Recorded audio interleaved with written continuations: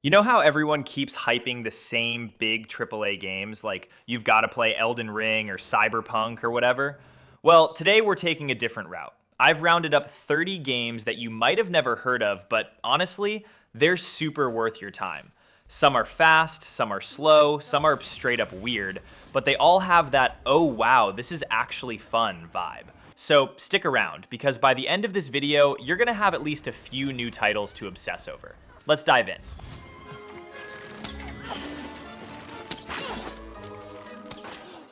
Okay, this one is honestly kind of weird, but in a good way. In contrast, you play as this silent character who can jump between the real world and shadows on the wall. Yeah, shadows. Sounds confusing at first, but after like 10 minutes, your brain just goes, okay, I get it now. And it becomes really satisfying. The puzzles are all about using light and positioning objects so shadows line up, and when it works, it feels smart without being frustrating. The whole game has this old school, almost cabaret or circus vibe going on, like something out of a vintage movie. Music, lighting, everything just feels different from your usual games. It's not perfect, movement can feel a bit clunky sometimes, and it's not super long, but honestly, that kind of adds to its charm. It doesn't overstay its welcome. It's one of those games you try out of curiosity and end up finishing in 1 or 2 sittings without realizing it. Not a masterpiece or anything, but definitely memorable. And for the price it usually goes for, it's a pretty easy recommendation.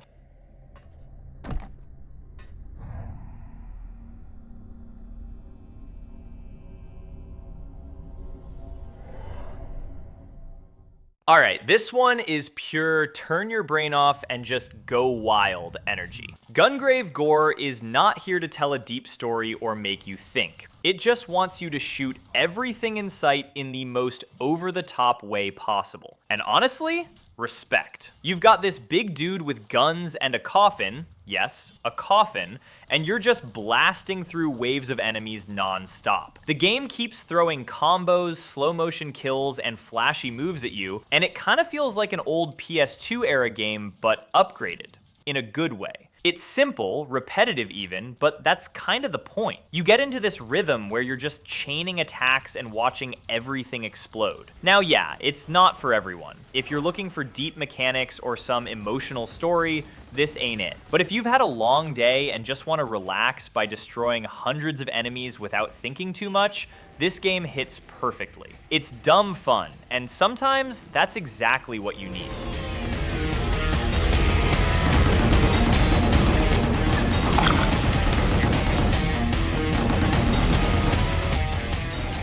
So Steelrising is basically what happens when someone says, what if Dark Souls, but robots, and also French Revolution?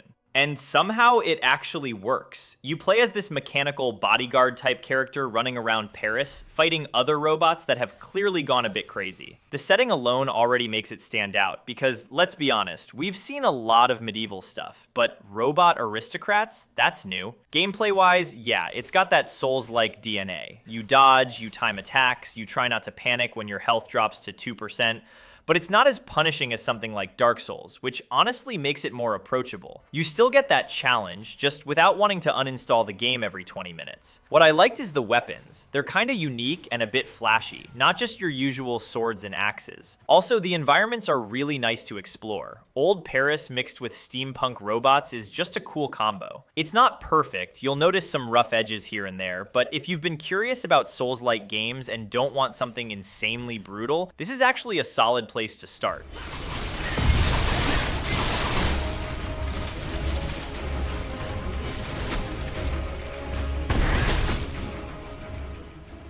This one is for those days when you're like, I don't want to shoot anything. I just want to use my brain a little. The Turing Test is a first-person puzzle game, and yeah, people compare it to Portal, and that's fair, but it's got its own thing going on. Most of the gameplay is solving these clean, simple-looking puzzle rooms using a device that lets you move energy between objects. Sounds basic, but the game slowly starts messing with you in a good way. At first, you're like, okay, easy. And then suddenly, you're standing there for 5 minutes staring at a door wondering what you missed. But the real thing that stands out is the story. There's this AI talking to you the whole time, and the conversations start getting interesting. Like, it's not just background noise. You actually start thinking about what it's saying. Nothing too heavy, but enough to keep you engaged while solving puzzles. It's not a super long game, maybe something you finish over a weekend, but it's the kind of experience that sticks with you a bit.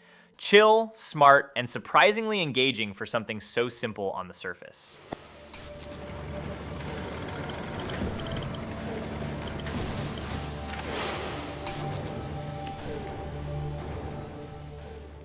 This game feels like you accidentally stepped into an old samurai movie, and now you're stuck there fighting for your life. Trek to Yomi is all black and white, super cinematic, with those side-scrolling camera angles that make everything look like it was directed, not just designed.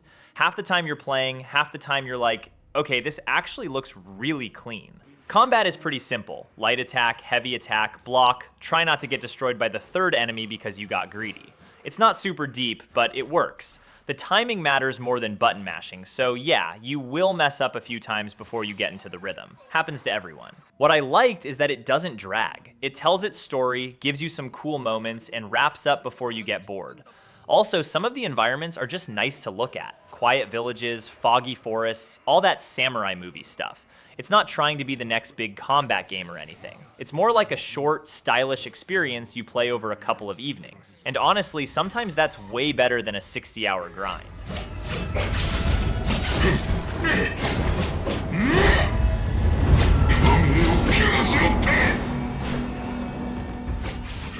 Bramble the Mountain King looks like one of those cute little adventure games. And then 30 minutes later, you're like, yeah, this is not for kids. It's based on Nordic folklore, and apparently those stories were not messing around. You play as this small kid going through forests, caves, and all sorts of creepy places, trying to survive and figure things out. Gameplay is pretty simple. Some light puzzles, some sneaking around, a bit of running for your life when things go wrong, and they will go wrong. But the real hook is the atmosphere. The game has this weird mix of beautiful and disturbing. One minute you're walking through a glowing forest, next minute you're hiding from something that you really don't want to look at too closely. It keeps you slightly uncomfortable, but in a good way. It's also not super long, which actually helps. It stays fresh the whole time and doesn't overdo anything. Definitely one of those games you remember later like, yeah, that was kind of messed up, but also really good.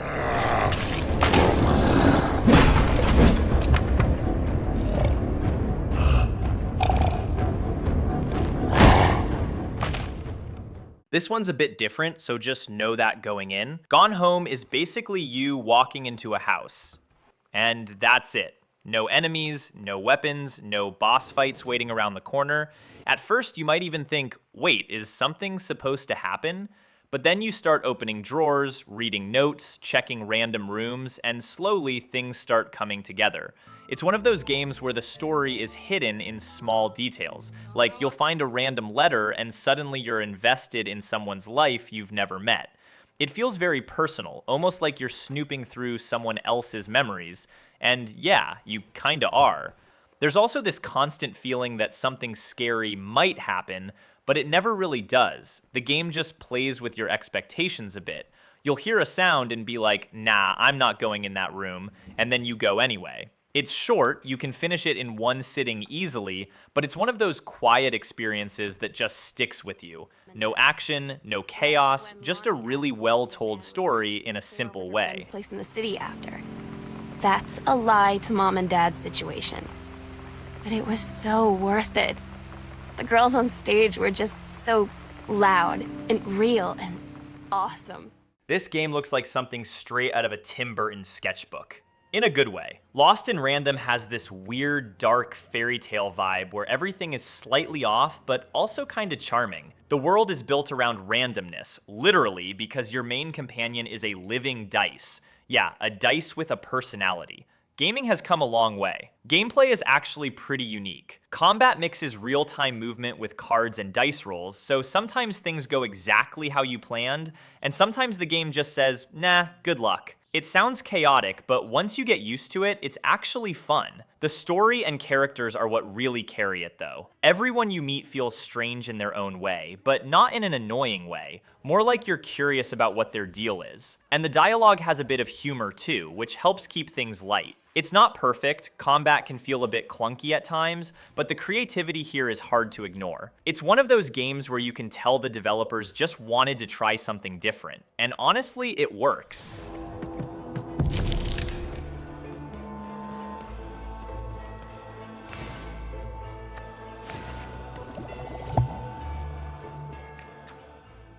If you've ever played those super fast futuristic racing games and thought, yeah, this is quick, Redout 2 will politely tell you that you were wrong. This game is fast, like blink and you're in a wall fast. First few races, you're not even competing. You're just trying to survive and stay on the track like your life depends on it.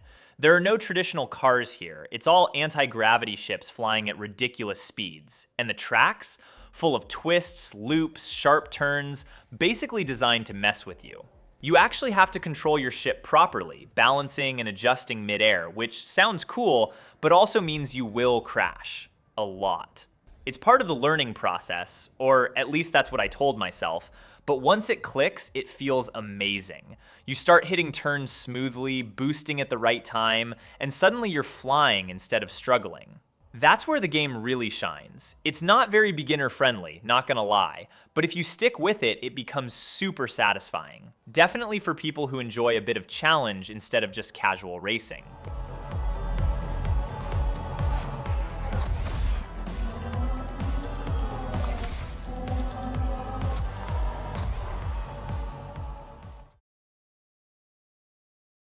This one's more of a sit back, relax, and make bad decisions type of game. The casting of Frank Stone is all about story and choices, kind of like those interactive movie-style games where you decide what happens next, and then immediately regret it 5 minutes later. You've got a group of characters, some creepy situations, and yeah, things don't exactly go smoothly. The interesting part is how your choices actually shape the story, like who lives, who doesn't, what direction things go. It's all on you. No pressure. Gameplay itself is pretty simple. You're mostly exploring, talking, making decisions, and hitting QuickTime events. So don't expect intense action. It's more about the experience and seeing how things play out. The vibe is solid though. It's got that slightly tense, something's not right here feeling without going overboard. Also, it's the kind of game that's fun to play with friends. Everyone shouting different choices while you're just trying to decide. Not perfect, but if you enjoy story-driven games where your decisions matter, this is a pretty easy recommendation.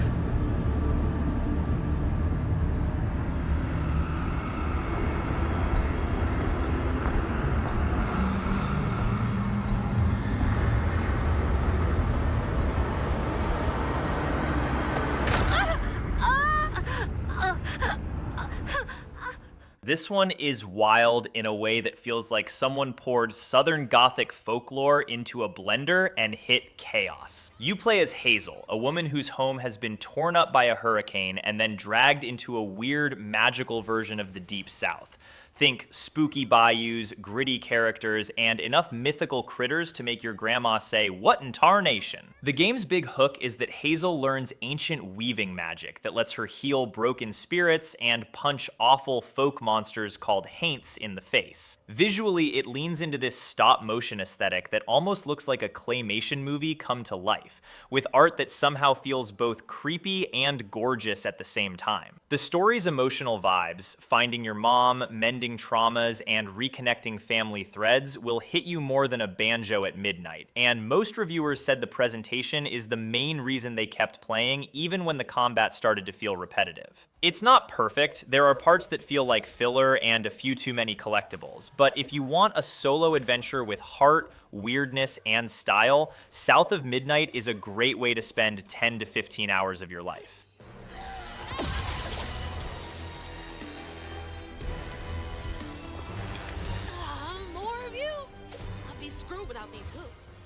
Shenobi Art of Vengeance is like someone said, hey, what if classic ninja action got dipped in anime sauce, then sprinkled with Metroidvania secrets? You step into the tabi of Joe Musashi, legendary ninja leader of the Oboro clan, whose life gets flipped on its head when a corporate bad guy named Lord Roos wipes out his village. Cue fast-paced slashing, double jumps, wall runs, ninja magic, and combo chains that feel so good when they land. The combat is stylish. You can tag enemies and unleash a Shenobi execution that basically turns a gauntlet of goons into shurikens, and there's this satisfying push and pull rhythm of fighting that keeps you focused. The visuals are hand-drawn and gorgeous, and while some reviewers thought the level design could have used a little more oomph, it doesn't take away from how smooth and fun the movement and combat feel. With unlockable moves, challenges, and extra modes like arcade and boss rush, it's a good chunk of exciting gameplay that feels nostalgic without being stale. Whether you grew up with the old Shenobi games, or you just like tight 2D action that doesn't overstay its welcome,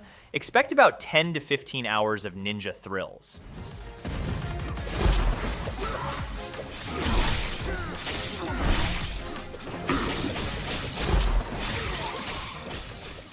Okay, here's the weirdest and best part of my list so far: Keeper. No, seriously, this is a game where you play as a walking lighthouse. I'm not joking, and yes, someone absolutely greenlit it. You're this forgotten lighthouse, legs sprouted, mystery unfolding, and you're accompanied by a lively seabird named Twig, who's basically the Watson to your Sherlock, except they chirp and you shine light. The whole thing is a wordless adventure where you solve environmental puzzles mostly by casting your beam of light in exactly the right weird way to make things grow, disappear, or move around. It's surreal, and it often feels like wandering around a dreamscape painted by someone who watched The Dark Crystal, Nausicaa, and a Bob Ross marathon, then fell asleep at the art table. It's short, maybe 4 to 8 hours, but the world's atmosphere and that unique concept make it feel like a breath of fresh air compared to the usual sword/collect loot routine. If you want something chill and genuinely different that makes you smile at how bizarrely pretty it all is, lighthouses with legs forever, Keeper is worth a look.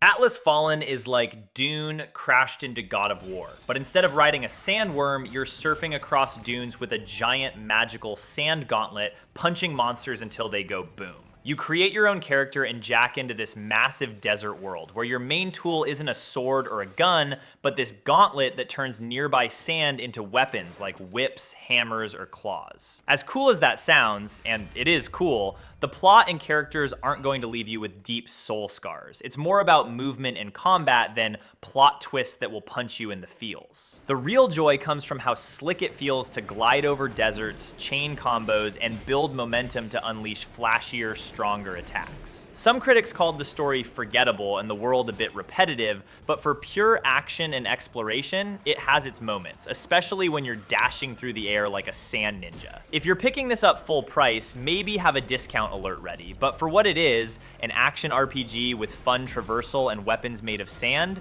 you'll enjoy the ride.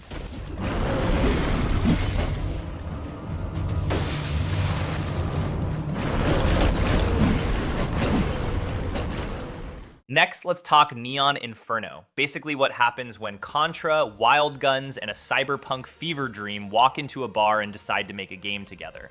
Set in a gritty, neon-soaked New York City in the year 2055, you play as either Angelo or Mariana, assassins for this shady crime syndicate called The Family, trying to blast your way through rival gangs, corrupt cops, weird dudes with rocket launchers, and probably your ex somewhere in the background.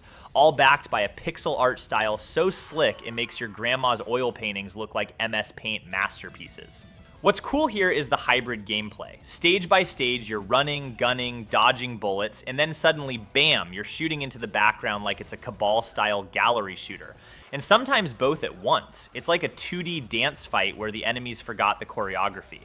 You've got weapons, upgrades, and even a bullet time mechanic that lets you deflect projectiles like some kind of cyberpunk Neo, if Neo had a chain gun and wasn't saving the world, just blowing up goons. The challenge can spike. Yeah, it ain't baby mode, but that's part of the charm if you enjoy old school chaos with modern polish. Critics mostly dug it for its style and energetic combat, though some players found it a bit punishing or rough around the edges, especially on higher difficulties, and the story's more flavor text than deep narrative arc. But if you like 2D action shooters with retro flair and enough explosions to make your cat judge you, Neon Inferno is a blast worth checking out.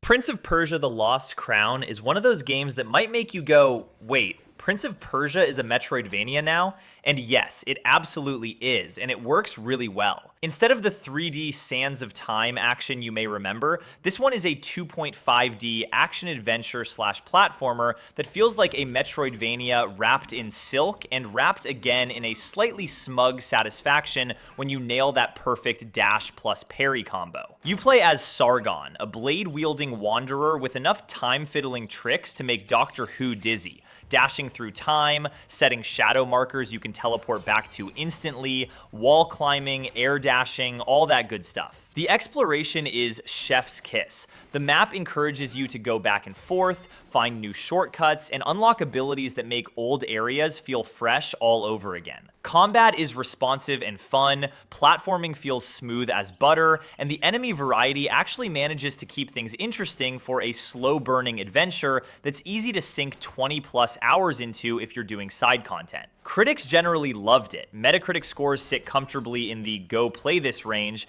and it even scooped up awards for design and accessibility at big industry shows. That said, it's not perfect. Some folks online think the story and bosses could use more punch, and if you're coming from classics like Hollow Knight or Ori, you might find parts a bit button mashy or the backtracking a tad long. But overall, it's a fun, polished love letter to both Prince of Persia fans and Metroidvania nuts alike. And if someone asked you, what do you want from a side-scrolling Prince of Persia, this one almost nails it. My turn.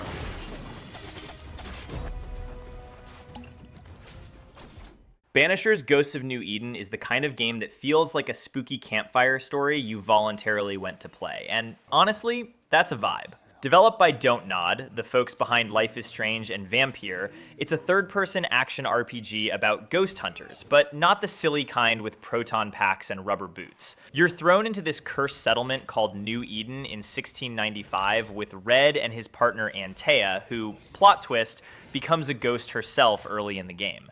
Yeah, that's right. It's both let's banish evil spirits and holy crap, my partner is a literal ghost now all at once. The core of the experience is about choices. Do you honor your oath and help the living, or do you dive deep into supernatural powers and risk losing touch with reality?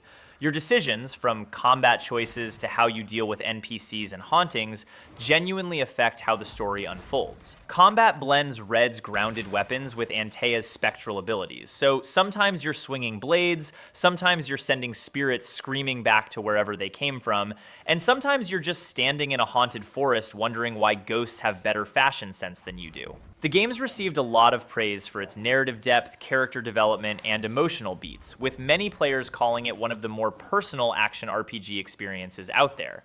It's not a quick 5-hour sit-down either. You're looking at 25 plus hours if you dive into most of the content and haunting cases, and that's without counting optional quests. So if you want something that feels alive, a little eerie, and just emotional enough to make you worry about ghosts while also caring about them, Banishers is a wild ride.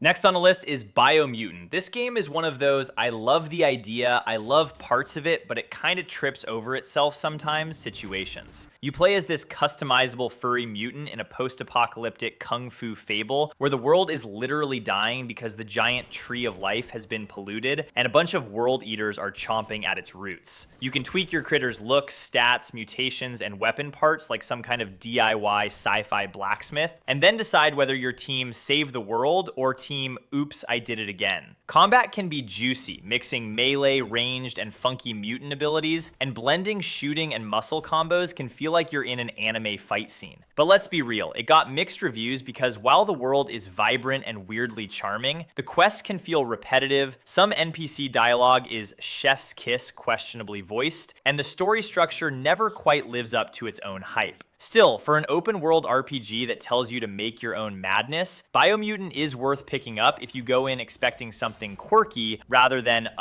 perfection.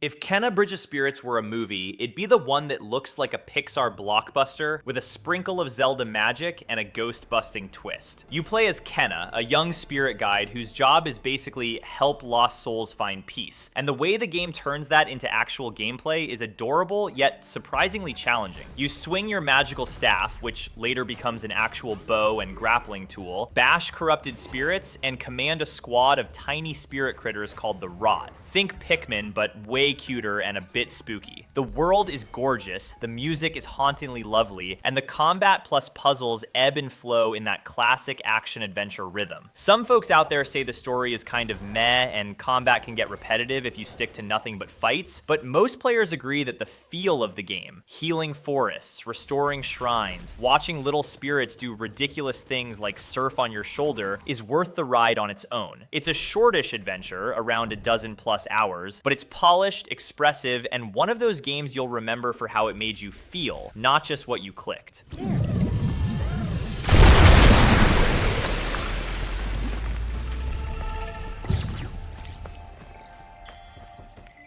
Middle-earth: Shadow of War is basically what you get when Tolkien lore hits Batman's combat system, and the result is an open-world adventure that can legitimately surprise you. Sometimes in good ways, sometimes in why are there so many orcs ways. You're Talion, the undead Gondorian ranger fused with the elf spirit Celebrimbor, and your main goal is forging a new ring of power strong enough to challenge Sauron, without actually becoming that guy with the evil ring vibe. The real star here is the expanded Nemesis system, which procedurally creates orc captains that remember you, taunt you, betray you, and sometimes die in ways that make you go, yeah, that was awesome. The world is huge, there's a ton of fortress sieges to orchestrate, and the combat feels punchy whether you're stealthing around with a dagger or charging in sword first. Early versions were criticized for microtransactions, which were later removed, and some people felt the story was more big blockbuster energy than deep lore. But if you like Lord of the Rings-esque worlds with emergent enemy chaos and satisfying squad building, this one earns its hours.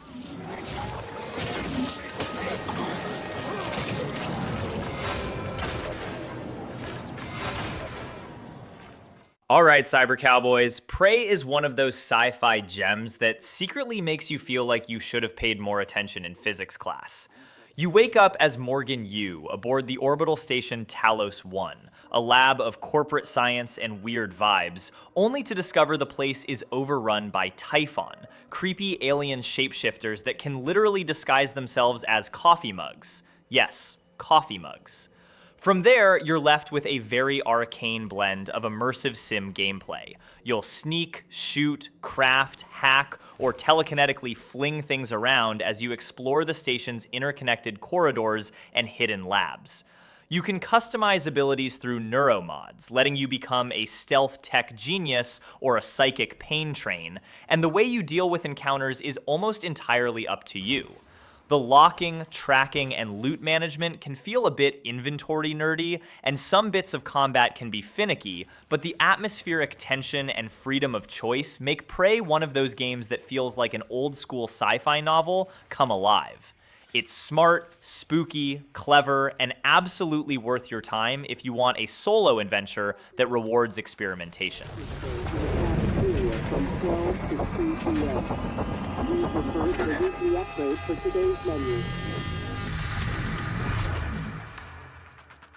Quantum Break is that one game that tried something bold and honestly mostly pulled it off. This is Remedy doing what they do best, stylish third-person shooting mixed with a story that's way more ambitious than it needs to be, in a good way. You play as Jack Joyce, a regular dude who gets time manipulation powers after a science experiment goes sideways, because of course it does. From there, everything turns into time chaos, freezing enemies mid-bullet, dashing through explosions, rewinding bad decisions, and it feels awesome when you start chaining abilities together. What really sets Quantum Break apart is the live-action TV episodes baked into the game, where your choices actually affect how those episodes play out. Yeah, it's a bit gimmicky, and yes, some people bounced off the pacing or didn't love switching from controller to cutscenes, but credit where it's due, it was different. The shooting is solid, the powers are fun, and the story keeps escalating in classic Remedy fashion until reality itself feels tired. It's not perfect, but if you like narrative-driven single-player games with style and ambition, Quantum Break is worth your time. Just maybe don't play it on a laptop from 2009 unless you enjoy slideshow combat.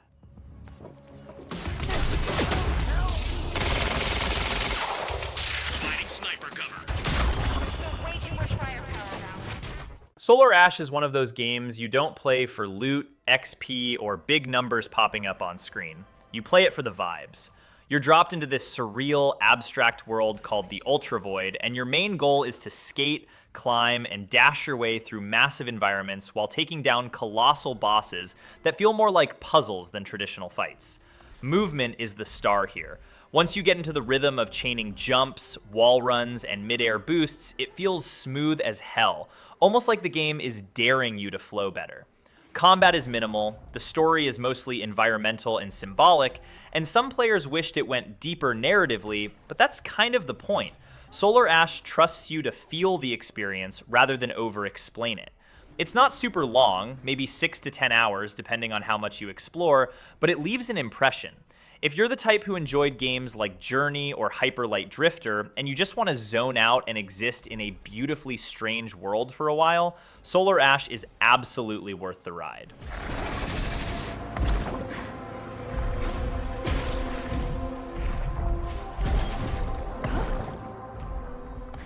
A Plague Tale games are emotional damage, straight up. Starting with Innocence and continuing with Requiem, this series throws you into medieval France at its absolute worst. Plague everywhere, armies everywhere, and more rats than your brain is comfortable processing. You follow Amicia and her younger brother Hugo, and what begins as a survival story slowly turns into something darker, heavier, and way more personal than you'd expect. Gameplay is mostly stealth-focused, using light, tools, and environmental tricks to avoid soldiers and literal oceans of rats, while combat stays tense and limited on purpose. These games shine in storytelling, atmosphere, and character development. Watching Amicia grow more hardened and Hugo struggle with his curse is genuinely heartbreaking at times. Some players felt Requiem leaned a bit too hard into misery, and yeah, it's not exactly a relax after work game, but if you want a strong single-player narrative that sticks with you long after the credits roll, A Plague Tale is one of the most memorable journeys you can take.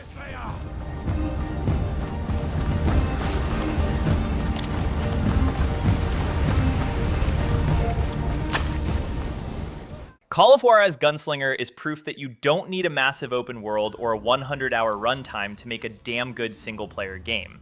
This is a fast, arcade-style first-person shooter set in the Wild West, and it absolutely knows what it wants to be. You play as Silas Greaves, an unreliable narrator telling exaggerated stories about famous outlaws like Billy the Kid and Jesse James. And here's the clever part. The levels literally change as he tells those stories. Enemies move, locations shift, and objectives rewrite themselves mid-mission because Silas remembered it differently. Gunplay is tight, pacing is snappy, and the skill system encourages flashy headshots and quick-draw madness. It's short, maybe 6 to 8 hours, but it never wastes your time, and the score attack style gameplay makes it super replayable. If you want a single-player shooter that's fun, self-aware, and doesn't pretend to be deeper than it needs to be, Gunslinger is an absolute no-brainer. Serendipity was on my side as I suddenly spotted a way out of my predicament.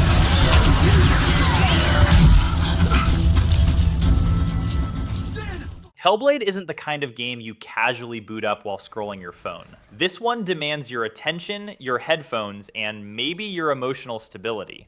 You play as Senua, a picked warrior traveling through a nightmarish version of Norse hell to reclaim the soul of her lover, and the game represents psychosis in a way that's intense, uncomfortable, and incredibly respectful. The voices in Senua's head aren't just there for story flavor. They actively mess with you, warn you, lie to you, and sometimes save your life.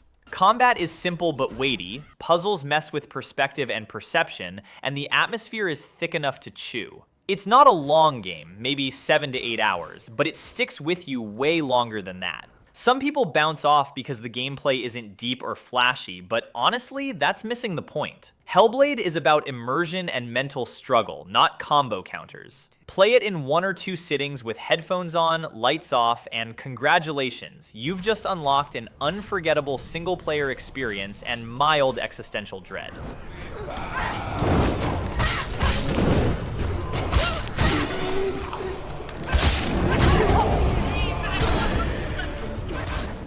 This one's a complete change of pace compared to the other two. Ever Forward is more of a calm, puzzle-focused game where you're not fighting anything. You're just trying to figure things out step by step. You play as a girl stuck in this strange world, and everything is kind of clean, minimal, and quiet. The puzzles are the main focus, and they start off simple, like, okay, I can do this, and then slowly get more complicated. You'll be moving objects, avoiding sensors, timing things properly, and yeah, sometimes just standing there thinking for a solid 5 minutes. What's nice is the atmosphere. It's very peaceful, almost relaxing, even when you're stuck on a puzzle. No pressure, no enemies chasing you, just you and your brain trying to cooperate. It's not a loud or flashy game at all. It's more of something you play when you want to chill but still keep your mind active. Not every puzzle will blow your mind, but overall it's a nice, clean experience that does what it sets out to do without overcomplicating things.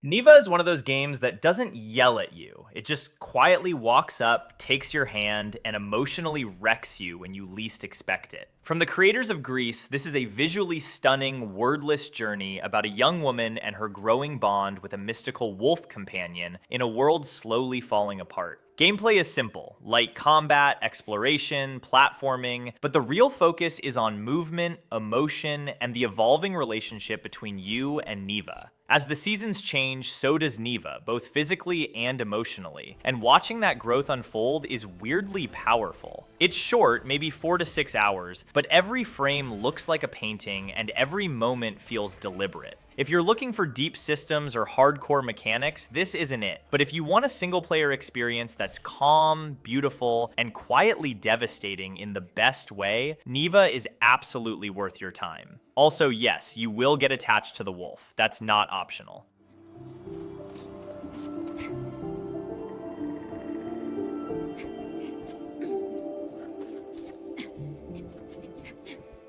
Bloody Spell is pure combat junk food, and I mean that in the best possible way. This is a Chinese action RPG heavily inspired by games like Devil May Cry and Nier, where the entire point is flashy combos, brutal finishers, and slicing enemies into pieces with style. You play as a swordswoman fighting demonic corruption, and while the story exists, let's be honest, you're here to juggle enemies in the air and feel like a blender with legs. Combat is fast, aggressive, and surprisingly deep once you unlock more abilities, letting you chain attacks, skills, and dodges into satisfying combo strings. The game isn't super polished, animations can be stiff, voice acting is hit or miss, and environments can repeat, but if you meet it where it is, there's a lot of fun to be had. Bloody Spell knows its strengths and leans into them hard. Stylish action, power fantasy, and zero shame about it. If you like skill-based combat and don't mind some rough edges, this one's a guilty pleasure that earns its spot.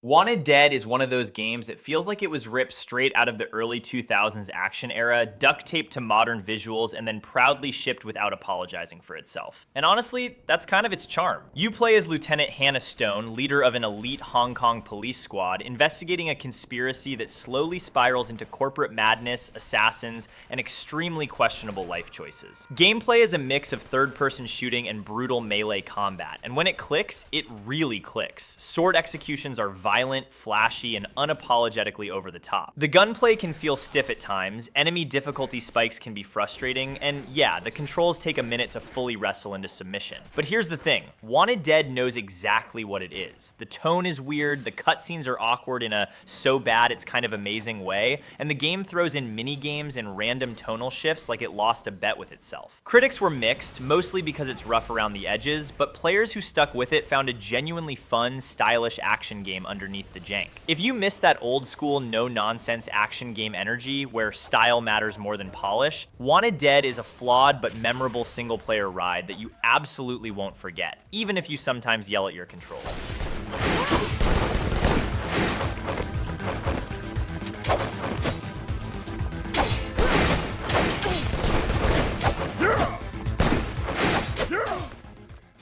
And that's it. Those are 30 games that might not be on everyone's radar, but honestly, they're worth checking out. If you try any of these, let me know which one surprised you the most. And hey, if you liked this list, maybe I'll dig up even more hidden gems for part 2. Thanks for watching. See you next time.